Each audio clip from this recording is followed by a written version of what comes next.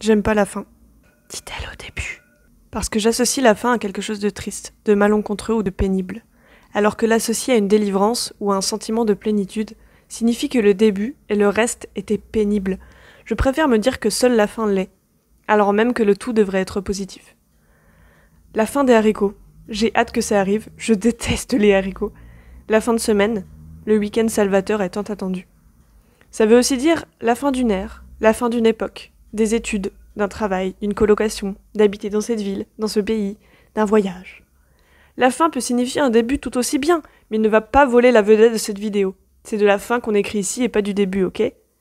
La fin est ambiguë. Elle est tantôt bien, tantôt attendue, espérée, salvatrice, tantôt mauvaise, qu'on voudrait repousser.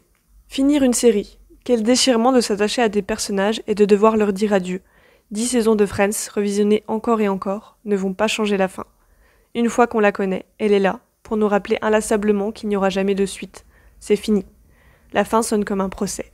Une sentence qu'on n'a pas compris, pas demandé, qu'on trouve injuste. Et en même temps, c'est des fois plaisant. On peut finir une série pour en recommencer une autre, passer à autre chose, cet aspect un peu butineur, peut-être pour oublier la fin en la remplaçant par une continuité. Avez-vous déjà été tellement touché par une œuvre cinématographique que vous ne pouviez tout simplement pas passer à autre chose, qu'il vous a fallu vous poser un moment, y repenser longuement et revoir ce film, plusieurs fois pour s'y replonger? Certaines relations humaines peuvent être aussi comme cela, ne pas arriver à passer à autre chose, nier cette fin et la repousser là encore. Il faut faire face à la fin. Savoir que dans chaque début suit une fin. C'est inhérent à son statut. Mais y penser ne veut pas dire qu'on l'attend avec impatience. Bien au contraire. D'aucuns disent que tout est un cycle, que la fin n'existe pas.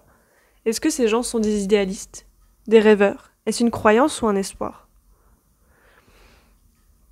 Mettez-moi cette vidéo en boucle, viole le bouton replay. C'est comme ça que cette vidéo pourra exister à jamais, sans fin. C'est pour ça que des gens font des 10 heures d'Epic Sass Guy, ils sont insatisfaits de la fin, ils en veulent plus, ils ne sont jamais rassasiés. Pourtant, il y a des fins qu'on considère comme bonnes, quand la tâche était pénible.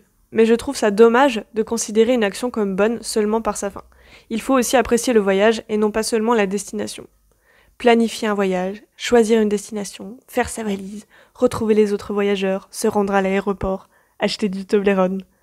Avant même d'être au but, on prend du plaisir, même si la fin des vacances arrive et qu'elle nous attriste un peu. La mort! La mort est une fin. La pire fin qui puisse être, à mon sens. La fin de la vie. Et la vie, c'est cool. Enfin, je trouve, quoi. Je suis plutôt pas mal ravie de vivre. Donc c'est peut-être sûrement le meilleur exemple de mauvaise fin. Mais la mort a la particularité d'être à la fois attendue, inévitable, et elle surprend quand même. On ne sait pas quand elle va arriver. Ça peut être angoissant. Et j'angoisse beaucoup moins pour la fin qui arrive de mon tube de dentifrice. Je vais en racheter un autre et puis voilà. Mais je ne peux guère me racheter une vie. Ou alors ça devrait coûter vachement cher. Mais la vie n'a pas de prix. Parce que retrouver une personne à la gare est un sentiment de joie immense. Laisser une personne à la gare et la voir partir, c'est une autre affaire. Parce que la fin, c'est aussi des au revoir.